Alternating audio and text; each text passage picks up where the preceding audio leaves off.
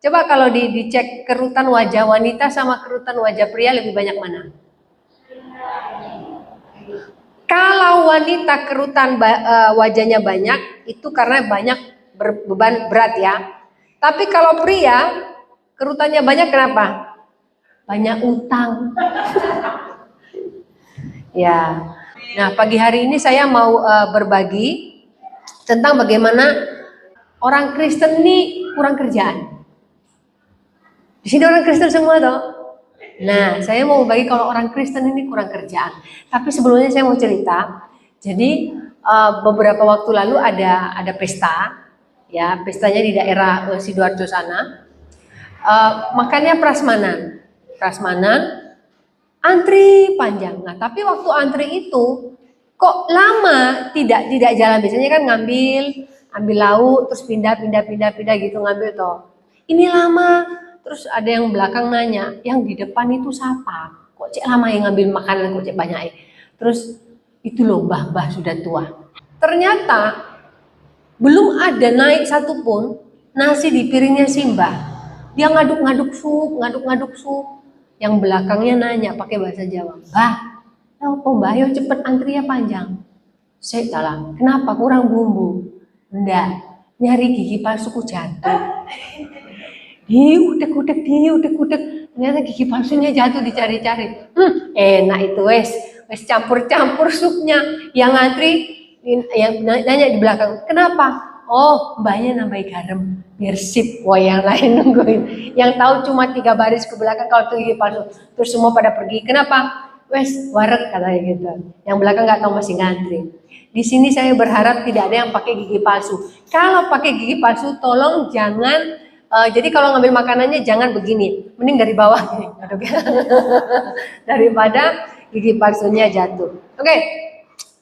Kristen kurang kerjaan itu bisa kita lihat di dalam Lukas. Ada yang tahu kisah orang yang bawa temennya naik ke atap supaya disembuhkan oleh Yesus?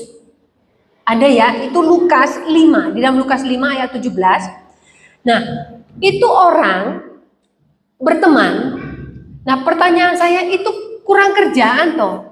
Lah apa temennya dibawa ke atas atap? Ngapain temennya yang lumpuh itu dibela-belain bawa ke Yesus? Karena kalau kita lihat bahwa kalau memang Tuhan Yesus itu peka, dia tahu dong kalau ada yang lumpuh, dia tahu dong kalau ada yang sakit, dia tahu dong kalau ada yang membutuhkan pertolongan. Kenapa orang yang kurang kerjaan ini ngusung terus bawa, gak ada jalan naik ke atap? Kalau Anda melihat orang seperti ini, Anda pasti berpikir ini kurang kerjaan. Taruh aja di situ, toh nanti pulang Yesus kan lewat, tinggal bilang, "Bos, ini sakit, tolong disembuhkan." Nah, ini orang Kristen kurang kerjaan. Ya, kenapa disebut orang kurang kerjaan? Ketika kita hidup, kita dikelilingi dengan siapa dulu? Anda bergaul dengan siapa? Komunitas Anda siapa? Ini yang penting. Jadi yang pertama, dengan siapa kita bergaul, harus ada yang pertama, teman yang mengerahkan tenaga. Orang yang mengusung temennya ini, mereka pakai tenaga toh. Kalau zaman dulu, naik di atas atap, itu nggak ada tangga seperti di sini, Bapak Ibu. Jadi kayak naik tangga enak gitu toh. Enggak. Tangganya itu kalau nggak dari kayu, ya, itu dari tali. Anda bisa bayangkan ngangkatnya bagaimana. Tidak usah pakai tangga kayu lah, kalau di sini kan bambu ya. Anda pakai tangga biasa ngusung orang, pakai tandu, mudah tidak? Tidak mudah, itu pakai tandu biasa loh. Tapi teman-temannya ini mengerahkan tenaga untuk membawa dia bertemu dengan Yesus. Kita baca Lukas 5 ayat 18. Lukas 5 ayat 18. Lalu datanglah beberapa orang mengusung seorang lumpuh di atas tempat tidur. Mereka berusaha membawa dia masuk dan meletakkannya di hadapan Yesus. Mengusung itu mengangkat. Disebut di atas tempat tidur. Kalau digambarkan berarti kasur-kasurnya diangkat. Ya toh? Tidak dibilang diangkat pakai kayu. Enggak. Sama kasur-kasurnya. Kemudian bahasanya dikatakan mereka berusaha. Berusaha ini berarti ada tenaga yang dikeluarkan untuk membawa teman yang lumpuh ini kepada Yesus. Hari ini saya bertanya, orang yang di sekeliling Anda ada mau berdoa buat Anda tidak? Gak usah ngusung Anda pergi ke rumah sakit, wes. Berdoa buat Anda ketika Anda sakit, ada tidak? Mengunjungi Anda ketika Anda susah, ada tidak? Mendoakan Anda ketika Anda susah, ada tidak? Atau cuma bertemu dengan Anda saat senang saja? Ini yang penting di dalam gereja. Orang Kristen memang katanya kurang kerjaan, kenapa? Ngapain pergi kunjungi orang itu? Kan dia punya anak, kan dia punya mantu. Gak usah dikunjungi tuh, doa dari rumah juga perlu. Kalau kita visitasi, mengunjungi orang lain, itu beda ketika kita telepon. Anda bisa merasakan itu. Yang punya anak di sini jauh, anaknya yang mana? Anaknya berjauhan? Beda tidak ketika anak Anda datang ke rumah Anda sama teleponan?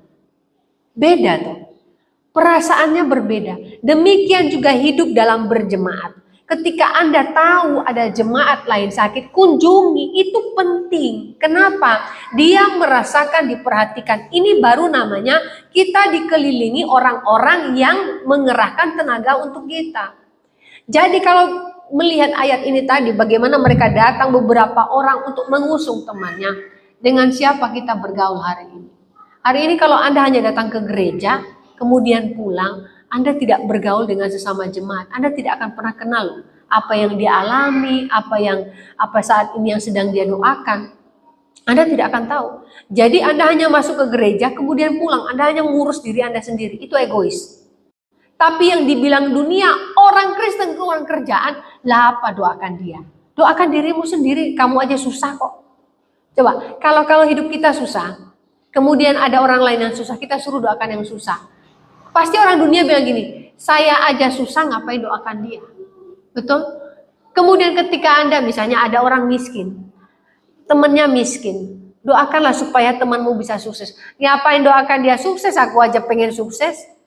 Konsep dunia begitu, makanya dikatakan orang Kristen ini kurang kerjaan, ngurusi orang lain, bukan ngurusi ya, bukan ngurusi urusan orang lain, tetapi itu yang namanya peduli. Kenapa ayat ini ditaruh dalam firman Allah? Kenapa ayat ini penting? Karena Yesus di dalam perjanjian baru ingin memfokuskan bahwa ketika kita mau dekat dengan Yesus, kita juga butuh yang namanya komunitas. Kita butuh yang namanya siapa yang ada di sekeliling kita. Hari ini ingat Bapak Ibu, Anda bergaul dengan siapa? Anda ngobrol dengan siapa? Kalau itu tidak membangun iman Anda, itu bukan orang yang tepat dalam hidup Anda. Untuk boleh membuat iman Anda semakin kuat di dalam Tuhan. Nah, dikatakan tadi bahwa mereka berusaha membawa dia masuk dan meletakkannya di hadapan Yesus. Waktu membawa dia masuk, tidak diceritakan bagaimana caranya, tetapi Anda bayangkan susahnya. Naik ke atas atap, kemudian bolongin atap itu sudah tahap kedua, tahap ketiga. Nurunin orang itu. Pertanyaan saya, orang itu waktu itu gemuk apa enggak? Gemuk belum jatuh geblak lu, wes mati duluan, Rek.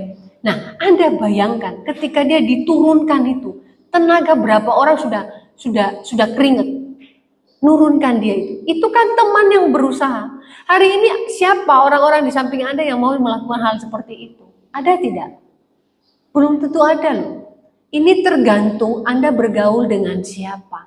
Makanya komunitas itu sangat penting. Meskipun ada orang bilang, tidak ada kerjaan orang Kristen ini. Kok doain orang lain, kok ngurusi orang lain. Bukan ngurusi, ini yang Yesus ajarkan kepada kita yang namanya mengasihi. Karena ketika mengasihi, kita akan mengerahkan tenaga untuk melakukan apapun. Siapa yang kita butuhkan dalam hidup kita? Yesus. Tapi apa yang Tuhan Yesus berikan dalam hidup kita? Orang-orang yang ada di sekeliling kita. Makanya kalau ada orang bilang, oh Yesus tidak mengasihi aku. Siapa bilang? Buktinya Yesus tidak menunjukkan wajahnya. Kalau menunjukkan wajahnya mati, Bu. Benar toh?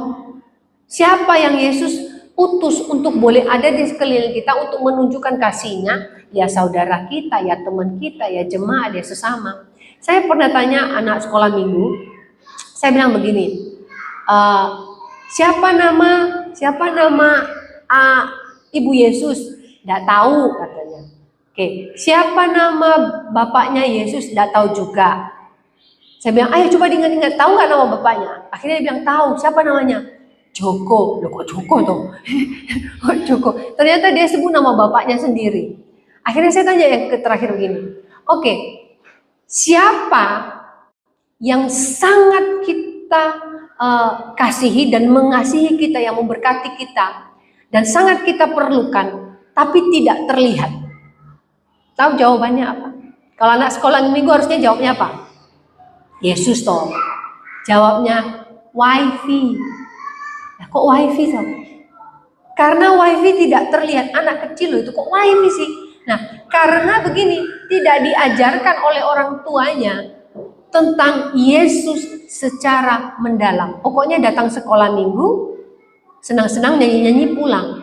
Ingat Bapak Ibu, ketika pulang ke rumah yang punya anak, ajarkan Yesus itu siapa, ajarkan bagaimana karya Yesus dalam hidup kita, supaya anak-anak itu tidak hanya sekedar jadi Kristen. Makanya banyak anak-anak remaja sekarang ini bisa dikatakan mereka itu ateis. Ya, mereka sebut mereka Kristen, tetapi mereka tidak percaya dengan yang namanya mujizat, tidak percaya dengan yang namanya karya Tuhan dan segala macam. Nah, hari ini kenapa saya bahas tentang ini? Karena kalau anak-anak kita sendiri sudah seperti itu, mereka dengan komunitas siapa tambah rusak hidupnya. Hari ini saya kalau ke beberapa tempat ya, kecuali di gereja yang mewah, yang alat musiknya bagus, itu banyak pemuda.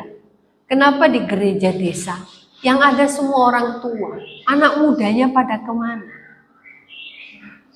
Orang tuanya nggak suruh ke gereja, suruh tapi tidak mau ya Bu. Nah ini harus dipertanyakan ya. Karena kalau mereka sudah tidak ke gereja, lalu mereka keluar di luar sana, dengan siapa mereka bergaul, itu akan menentukan iman mereka nanti seperti apa. Jadi gereja seharusnya menjadi wadah yang tepat, di mana setiap orang mengerahkan tenaga untuk boleh membantu kita, iman kita diperkuat. Ini yang kita bisa lihat di dalam ayat ini tadi. Jadi teman yang mengerahkan tenaga. Itu yang pertama, kenapa disebut orang Kristen ini kurang kerjaan. Orang Kristen mengerahkan tenaganya apapun untuk membantu sesama orang percaya. Bahkan yang tidak percaya pun dibantu. Karena Kristus mengajarkan kasih. Yang kedua, kalau kita lihat cerita ini tadi, dengan siapa kita bergaul, ini bicara tentang teman yang totalitas. Teman yang totalitas ini nggak hitung-hitungan. Kita lihat di dalam Lukas 5 ayat 19. Lukas 5 ayat 19. Karena mereka tidak dapat membawanya masuk, berhubung dengan banyaknya orang di situ, naiklah mereka ke atap, lalu membongkar atap itu. Nah, jelas toh, membongkar atap itu. Pertanyaan saya, berapa lama kira-kira bongkar atap? Pakai gergaji kah? Pakai apa lagi? Pakai senso kah? Gak ada lah zaman dulu mesinnya. Pakai linggis kah? Pakai batu kah? Itu orang kurang kerjaan bukan? Berarti waktu mereka mengusung temannya itu, yang dibawa bukan hanya temannya. Mungkin mereka berpikir, nanti naik kalau kita bongkar ini pakai apa ya? Berarti ada yang bawa entah batu, entah gergaji. Nggak tahu zaman dulu ada gergaji, ada. Karena Yesus kan tukang kayu, ada gergaji atau apapun untuk membongkar atap. Nah, waktu mereka naik ke tangga, berarti ada yang ngangkat temannya, ada yang bawa gergaji. Hari ini di gereja, saya tanya, kalau ada acara, kalau bawa apa, potluck itu apa ya? Ada yang bawa makanan ya Bu ya? Nah ada yang bawa tempe goreng, ada yang bawa apa biasanya Bu? Sayur gitu ya. Nah itu biasanya karena kita bekerja sama, oh nanti aku bawa ini ya, aku bawa ini. Itu ada inisiatif untuk melakukannya. Demikian juga orang-orang yang ada di dalam Alkitab ini tadi. Mereka dikatakan lalu membongkar atap itu dan menurunkan orang itu dari tempat tidurnya. Waktu membongkar atap itu kan tenaganya sudah terkuras. Waktu menurunkan orang itu tenaganya juga terkuras. Makanya saya bilang, saya pernah cari tahu itu orang gendut apa enggak, saya nggak tahu. Bayangkan ya, kalau orang lumpuh kerjanya makan terus, tidak bergerak, dalam pemikiran saya pasti gemuk. Nah, kalau yang angkat dia kurus-kurus, Saya percaya ketika itu atap dibongkar, bukan hanya yang lumpuh yang turun, semua jatuh ke bawah depan Yesus. Yesus bilang apa-apaan ini? Bayangkan saja, bayangkan. Berarti mereka pun berusaha supaya mereka tidak jatuh dan temannya tidak jatuh. Ada ini di gereja malah sengaja menjatuhkan sesama jemaat. Caranya gimana? Gosip. Ikut. Menjatuhkan sesama jemaat. Tidak berusaha menjadi teman yang totalitas. Menjatuhkan sesama jemaat apa? Alah, anaknya begitu aja. Katanya doa-doa. Jadi kita ini sering menghakimi sesama jemaat. Bagaimana jemaat ini bisa solid, bisa utuh kalau kerjaannya hanya saling menghakimi.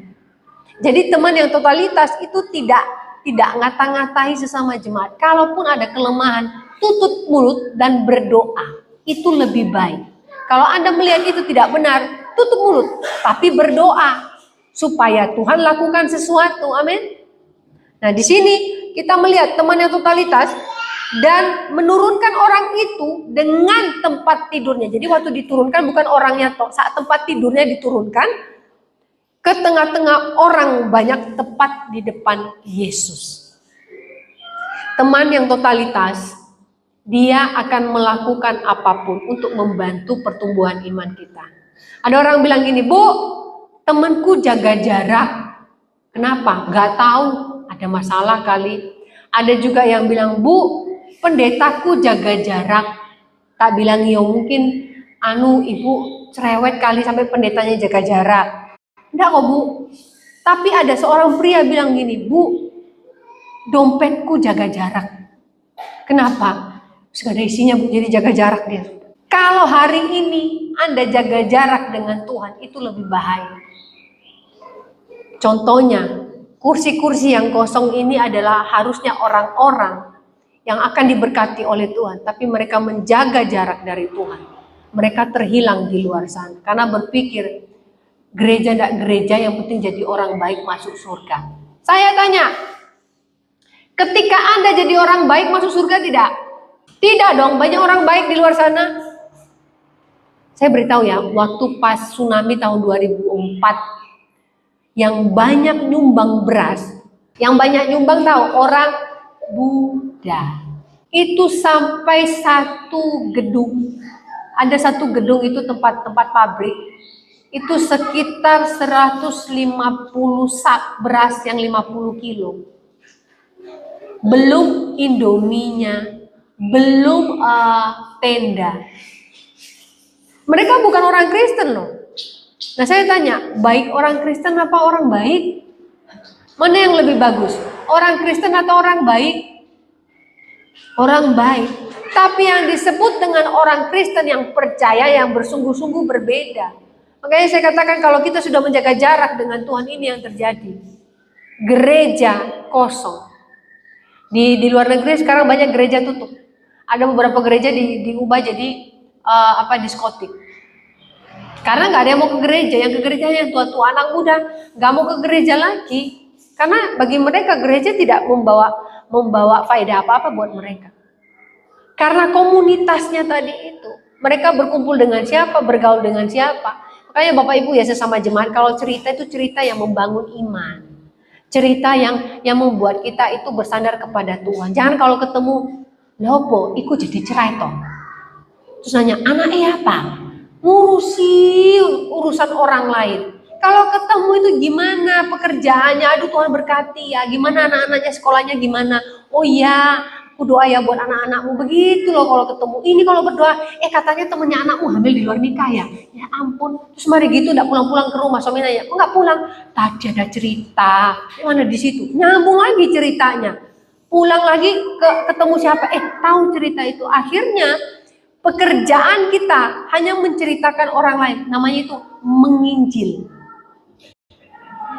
Toh banyak orang menginjil, cerita dalam Injilnya itu bukan Yesus. Cerita dalam Injilnya orang itu tapi ditutup dengan itu loh, kalau orang gak takut Tuhan mesti berdosa. Iya. Terus ambil ayat. Nah ini kesalahan kita. Kalau kita tahu bahwa teman yang totalitas adalah teman yang mau melakukan apapun supaya iman kita semakin kuat di dalam Tuhan, bukan teman yang ngobrol-ngobrol melemahkan iman kita. Terlebih ya paling jelek di gereja itu gini. Kalau teman yang totalitas, dia tahu ada kelemahan hamba Tuhan. Dia enggak ngomong-ngomong gitu. Misalnya begini. Kenapa di beberapa gereja akhirnya kacau? Satu jemaat ngomong gini, pendeta itu enggak pantas jadi gembala. Gitu. Ibu ini awalnya tidak apa-apa, enggak kok api kok gini. Tapi loh gini. Gara-gara cerita itu pulang ke rumah dia mikir, iblis berkuasa atas pikirannya.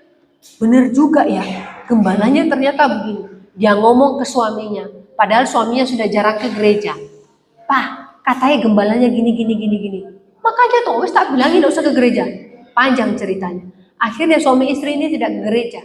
Setelah itu suami istri ini ketemu dengan jemaat yang rajin ke gereja. Loh wes 4 minggu gak ke gereja, kenapa? Menceritakan gembalanya lagi. Yang ibu ini tadi tidak apa-apa. Setelah pulang, iblis berkuasa atas pikirannya. Benar juga kalau dilihat gembalanya begini. Nah itu, kelemahan kita sebagai orang Kristen. Kita suka membahas yang tidak membangun iman. Kalau Anda tahu ada sesuatu yang tidak benar, doakan, bukan diceritakan. Jadi teman yang totalitas itu membangun iman, bukan merusak iman. Kalau sudah merusak iman, itu tidak baik dalam gereja. Jadi ini dari cerita tadi itu ya, kalau kita melihat bagaimana orang-orang membawa orang lumpuh ini untuk boleh disembuhkan. Naik atapnya dibongkar, lalu turunkan orang ini. Ini tipe-tipe orang yang kita perlukan dalam hidup kita. Siapa yang suatu saat ketika Anda susah, dia yang datang. Siapa yang suatu saat Anda butuh didoakan, dia yang datang mendoakan Anda. Jangan apa-apa gembala. Saya berapa kali bilang loh ya, jangan pernah berharap bahwa semua dilakukan oleh gembala seorang diri. Menginjil gembala, yang doakan gembala, visitasi gembala, gembala sakit gak boleh. Lah terus, gembala sakit gak dikunjungi, pasti dibilangi, males gembalain tidur tok.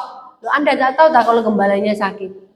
Makanya saya beritahu ya, yang menginjil itu jemaat, yang mimpin gembala. Kalau gembala saja yang menginjil itu jemaat ketambahan 10 tahun kemudian pun paling karena ada bayi yang lahir. Bukan karena ada jiwa yang diselamatkan. Bukan karena pendetanya nggak bisa, karena tidak ada dukungan dari jemaat. Jemaat berharap bahwa semua dilakukan oleh gembala. Keliru. Ini yang namanya tadi komunitas penting. Jemaat menginjil. Nanti yang memimpin itu gembala. Istilahnya apa? Mengajarkan bagaimana cara menginjil, berdoa itu. Tapi kalau semua berharap gembala yang melakukan, keliru. Jadi yang totalitas, termasuk jemaat di tempat ini, totalitaslah untuk saling membantu dalam penginjilan, saling mendoakan, visitasi kalau ada yang sakit. Gak perlu bawa kue. Kalau yang sakit itu dia diabetes, Anda bawa kue tambah diabetes. Oh dia sakit, aku bawa kue, apa yang paling manis bu? Terus ngono gitu. Jangan, gak usah, kadang-kadang katanya sungkan gak bawa apa-apa. Gak usah bawa apa-apa. Ya kalau ada TV di rumah ya bawa gitu. Ya toh. Kan sungkan gak mau bawa apa-apa toh. Ya bawa TV-nya boleh, kompornya boleh gitu. Gak ada sungkan. Gak usah sungkan ketika kita datang membawa hati, membawa ketulusan berdoa, itu sudah jauh lebih hebat. Karena itu yang Yesus lakukan ketika Yesus menginjil. Saya nanya, ketika Yesus menginjil ada bawa roti enggak? Minta anak kecil loh Yesus itu. Punya roti piring. Kalau digambar, kapan lalu ada anak sekolah minum gambar, kita bilang, kok ikan hiu toh? Yesus kasih ikan hiu katanya, makanya cukup buat 5.000 orang. Hiunya segede apa? Jadi Yesus ngangkat hiunya. Jadi kalau mau melakukan sesuatu secara totalitas, bukan soal bawa sesuatu, tapi bawa hati, bawa ketulusan. Ini baru teman yang totalitas. Jadi ketika bicara tentang ayat ini tadi, orang Kristen yang disebut kurang kerjaan adalah yang peduli dengan sesama, yang peduli dengan gereja, yang peduli bukan hanya tentang dirinya sendiri, tetapi dia peduli dan peka tentang orang lain. Jadi hari ini kalau ada jemaat yang sakit, Ayo dikunjungi, bareng-bareng didoakan. Jangan gembalanya terus disuruh. Saya nanya jujur. Kalau Pak Narjo sakit, jemaat tahu nggak? Kalau tidak diberitahu Bu Narjo. Nggak tahu toh? Nah, saya nanya lagi. Pernah tidak jemaat di tengah minggu dari Senin sampai Sabtu telepon toh, Pak Gembala apa kabarnya? Ada nggak? Nggak. Durhaka. Harus ada komunikasi.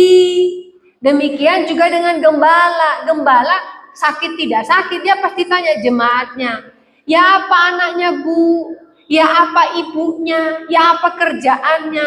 Tak doakan ya. Ya wes, misalnya nggak bisa kunjungi. Dalam nama Yesus begini. Sudah selesai. Saya kalau tiap hari itu kerjaan saya gini. Saya akan telepon atau tidak kalau saya tahu orang itu kerja, saya rekam. Saya bilang gini, ini saya mau berdoa ya, tapi saya tahu kamu lagi kerja, saya doa. Jadi saya rekam, saya doa. Setelah itu nanti dia dengar di jam berapa, dia bilang terima kasih buat doanya. Cukup, saya tidak teleponan karena saya tahu dia bekerja. Nah setelah itu entah nanti dia hubungi saya seminggu kemudian, 2 minggu kemudian, nggak apa-apa buat saya. Yang penting saya termotivasi untuk menelpon siapapun, memotivasi mereka agar iman mereka bertumbuh, dikuatkan. Sebaliknya jemaat juga begitu, bukan soal harus sakit. Tanya tuh apa kabar gembalanya. Ingat, tanpa gembala tidak ada jemaat, tanpa jemaat tidak ada gembala. Betul? Tanpa gembala jemaat susah bertumbuh. Tanpa jemaat juga gembala mau gembalakan siapa? Buat apa ada padang rumput kalau tidak ada dombanya? Buat apa ada domba kalau nggak ada gembalanya? Liar. Jadi ini penting ya, ketika bicara komunitas. Yang ketiga, ketika kita melihat ayat ini, jadi tipe orang-orang yang di Alkitab ini adalah teman yang mengajak menjadi pemenang. Jadi mereka baru berhenti sampai temannya yang lumpuh ini sembuh. Karena mereka tahu ketika bertemu dengan Yesus pasti sembuh. Kita baca Lukas 5 ayat 20. Ketika Yesus melihat iman mereka, berkatalah ia, "Hai saudara, dosamu sudah diampuni." Jadi waktu orang lumpuh ini bertemu dengan Yesus, Tuhan lakukan 2 hal hebat. Pertama apa? Tuhan katanya dosanya diampuni. Yang kedua apa? Dia bisa berjalan. Berarti misi teman-temannya sukses. Bahwa temannya sudah disembuhkan. Bahkan Yesus mengatakan dosamu sudah diampuni. Hari ini siapa yang tidak mau teman seperti itu sih? Teman yang mendukung Anda sampai Anda sembuh. Teman yang mendukung Anda sampai masalah Anda selesai. Teman yang mendukung Anda sampai Anda lepas dari beban Anda. Hari ini masalah disimpan-simpan sendiri. Makanya tak bilangin, usia masih 40, kerutannya kayak 80. Kenapa? Pendam-pendam sendiri masalahnya. Nanti pulang ke rumah tolong dihitung kerutannya ya. Kalau kerutannya 5 berarti Anda harus mencari 5 teman yang mendukung Anda dalam doa. Kalau terlalu banyak, ya Tuhan berikanlah 1 jemaat dekat dengan saya. Ini semakin susah hidup kalau tidak ada orang-orang yang mendukung kita. Kita perlu teman yang membawa kita menjadi pemenang. Pemenang ini gimana? Kita tidak pernah berhenti berharap kepada Tuhan. Jadi kalau teman itu begini, sudah wes aku tidak mau ke gereja. Teman yang baik dia akan memotivasi Anda. Bukan soal gerejanya, tetapi soal hati kita kepada Tuhan. Ketika datang beribadah, bagaimana kita komitmen kepada Tuhan. Jadi ada yang memotivasi Anda. Ini teman yang mengajak kita untuk menjadi pemenang. Sampai kita bisa lepas dari tekanan hidup. Sampai kita bisa merasa ringan dengan beban hidup kita. Nah, banyak orang menjadi stres karena gini, mereka tidak punya teman untuk berbagi. Kenapa pria kalau bekerja stres? Benar tuh, dia bekerja giat untuk menghasilkan uang, dia stres. Wanita kalau stres habisin uang. Ya, pria cari duit sampai stres. Wanita kalau stres ngabisin duit. Pendeta stres kenapa? Gak punya duit. Ada satu gereja, pendetanya kerja, dibilang, kan jadi pendeta, kok malah bekerja? Kok cek susahnya. Jadi dia itu jadi Gojek. Dia selain jadi Gojek, dia bangunan. Jadi dia bantu bangun rumah. Apa itu namanya? Bukan kuli, tapi dia ini tukang. Kalau kuli kan yang bantu-bantu ya. Dia bagian pasang batanya gitu. Nah, tukang gitulah namanya. Tapi namanya cari uang buat makan. Setelah bertukang dia baru mengunjungi jemaatnya itu kadang-kadang seminggu tuh hanya 2 kali. Kadang kalau dia ada lembur dia nggak kunjungi. Dibilangi gini, pendeta kok kerja cari duit, gak bersandar kepada Tuhan. Salah pendetanya kerja. Nah sekarang pendetanya nggak punya uang, stres, yang salah siapa lagi? Pendeta yang males, berharap sama persepuluhan, salah lagi pendetanya. Jadi hari ini ya Bapak Ibu, dikatakan teman yang mengajak jadi pemenang. Jadi teman yang membuat kita itu lebih lega, tidak semakin stres. Kalau misalnya sesama pria lah, laki-laki, Anda bekerja stres ya. Terus kemudian saling mendukung. Bilang begini, kita sama-sama stres bro, jangan takut. Selagi kita tidak stroke, terus kerja. Amin. Bapak pria masih sehat kok, belum stroke aja. Nah ibu-ibu kalau stres jangan ngabisin duit, habisin tenaga saja. Ya, makanya ibu-ibu tuh sangat rajin ya. Rajin ngepel ya, rajin masak. Pokoknya kalau tidak ada yang dikerjakan, gigiti kaki kursi itu loh. Pokoknya cari kerjaan yang membuat Anda sibuk. Nah, ada satu pertanyaan dari anak sekolah minggu.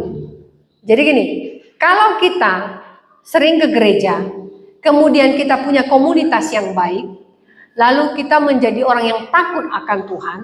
Nah, ketika kalau kita kan taunya kiamat, ya Yesus datang. Semua yakin masuk surga tidak? Diam-diam semua berarti tidak yakin, makanya bertobatlah. Sebab kerajaan Allah sudah dekat. Jadi ada guru sekolah minggu ngomong begini. Tapi ini guru sekolah minggu di desa, saya nggak bisa nirukan. Jadi dia bilang gini, lek kiamat, nanti gempa, ngejubluk, dia ngomong apa ya? Gunung ngejubluk di apa? Di laut, airnya keluar, nanti airnya memenuhi, jadi dia bahasa Jawa, memenuhi apa? Daratan, semua orang tenggelam dan mati. Hanya orang benar yang naik ke surga. Terus dia ngomong lagi, makanya anak-anak sekolah minggu harus jadi anak baik, gak boleh jadi anak nakal. Ada anak sekolah minggu 4 tahun ngomong begini, Bu, nanya, ya nanti lek kiamat sekolah libur apa enggak Bu? Lah kenapa? Lek kan supaya enggak, katanya supaya enggak kena kiamat, ya enggak usah sekolah libur. Saya tanya hari ini, kira-kira ada masa libur untuk bersyukur kepada Tuhan tidak? Ada masa libur untuk beribadah kepada Tuhan tidak? Ada masa libur untuk berdoa tidak? Ada masa libur untuk berbuat baik tidak? Ada masa libur untuk memuliakan Tuhan tidak? Tidak ada. Jadi jangan pernah libur berbuat baik, jangan pernah libur bersyukur, jangan pernah libur membantu sesama jemaat, jangan pernah libur untuk mendoakan orang lain, jangan pernah libur mendoakan gereja. Jangan pernah libur mendoakan kursi-kursi yang kosong di gereja. Bukan soal banyaknya orang di gereja, tetapi jiwa yang diselamatkan. Jadi Bapak Ibu, mulai hari ini jadilah komunitas yang baik. Hari ini menginjillah. Anda menjadi teman buat orang lain yang sudah suam-suam kuku, yang sudah tidak lagi bersandar kepada Tuhan, yang sudah menganggap ibadah bukan hal yang penting lagi. Ingat, kita itu diperhatikan oleh Tuhan, iman kita diperhatikan. Kalau Anda datang ke gereja hanya sebuah rutinitas karena Anda Kristen dan datang ke gereja hari Minggu, itu kosong loh ya. Tapi kalau Anda datang dengan hati, Anda pasti punya motivasi dan Anda pasti punya keinginan untuk melakukan sesuatu bagi kemuliaan nama Tuhan. Jadi dari cerita ini kita bisa melihat orang-orang yang membawa temannya ini mereka punya motivasi. Motivasinya apa? Membantu temannya, kemudian bertemu dengan Yesus, kemudian temannya disembuhkan. Hari ini Anda ke gereja motivasinya apa? Harus ada membantu pelayanan di gereja, membantu orang-orang yang ada di gereja, jemaat di gereja, membantu pelayanan gembala, sekolah minggu, semua harus terlibat. Kalaupun Anda tidak bisa melakukan apapun, Anda bisa berdoa. Karena saya tidak bisa jadi guru sekolah minggu, berdoa. Saya tidak bisa apa-apa, visitasi. Mulai hari besok, coba ya jemaat, tanya Pak Narjo, Pak, hari ini kita mengunjungi siapa? Yuk, mana loh? Itu baru namanya gereja yang hidup. Hari Selasanya, yang lain nanya, Bu, kita mengunjungi si ini yuk. Gitu, itu baru gereja yang hidup. Ini kok dari Senin sampai Sabtu nggak ada berita gerejanya gimana. Terus tiba-tiba ada yang mati. Pak Narjo ini mati, tolong didoakan. Oh ya, baru telepon Pak Narjo. Terus besok, Pak ini nafasnya tinggal sedikit. Tolong didoakan Pak. Sekarang ya Pak ya. Loh saya lagi mau Ciai. Pak tinggalkan aja Ciai Pak, ini lebih penting. Nafasnya tinggal setengah Pak. Baru cari pendeta. Jangan cari pendeta kalau susah. Tapi bersusah-susahlah bersama-sama dalam pelayanan. Besok Pak, didaftar Pak. Siapa yang kira-kira telepon Bapak besok? Pak, kita kunjungi siapa hari ini? Kalau nggak kunjungi yang tua, kunjungi yang punya anak. Yang punya anak kecil. Nah ini harusnya guru-guru sekolah minggu itu. Ayo kunjungi si ini, kunjungi si itu. Kenapa? Ada sukacita ketika kita didatangi dan didoakan. Kemarin yang Pak Narjo mampir ke rumah saya, cuma sebentar Pak. Tapi saya senang, kenapa? Bagi saya, berarti saya dicintai oleh keluarganya Pak Narjo, keluarganya Pak Mul. Coba kalau tidak, ya pulang-pulang aja. Merasa dicintai, itu sangat penting daripada tidak dicintai. Anda mau tidak dicintai? Tapi jangan sama istri orang buat bapak-bapak ya. Tidak boleh, haram. Jadi dari ayat ini kita belajar ya. Belajar siapa yang ada di sekeliling kita. Ayat ini bukan hanya menceritakan kesembuhan orang lumpuh. Ayat ini menceritakan teman-temannya yang mau mengangkut dia bersama dengan kasurnya naik ke atap dan membongkar atap. Itu mereka sudah totalitas melakukan sesuatu agar temannya diselamatkan. Hari ini keluarga Anda yang belum mengenal Tuhan, apa yang sudah Anda lakukan? Anda sudah berusaha tidak supaya dia diselamatkan? Atau Anda hanya berpikir, wes nasib itu tidak diselamatkan? Gak ada. Lakukan sesuatu. Maka Anda menjadi orang yang ada di dalam Alkitab ini. Yang melakukan sesuatu agar temannya, saudaranya diselamatkan. Jadi jangan diam-diam saja. Kalau dia tidak mau dikunjungi, berdoa. Doakan terus, doakan terus. Hari ini keluarga Anda yang belum percaya, apa yang Anda lakukan? Orang ini loh, mereka bukan saudara. Hanya disebutkan orang-orang itu mengangkat temannya. Kita tidak tahu sedekat apa mereka, tapi kalau mereka sudah melakukan itu dengan totalitas, berarti mereka benar-benar punya kesungguhan untuk membantu. Hari ini nggak usah jauh-jauh, keluarga Anda yang belum percaya, lakukan sesuatu agar mereka diselamatkan. Amin. Mari kita berdoa. Yesus Tuhan, Yesus Tuhan, Yesus Tuhan.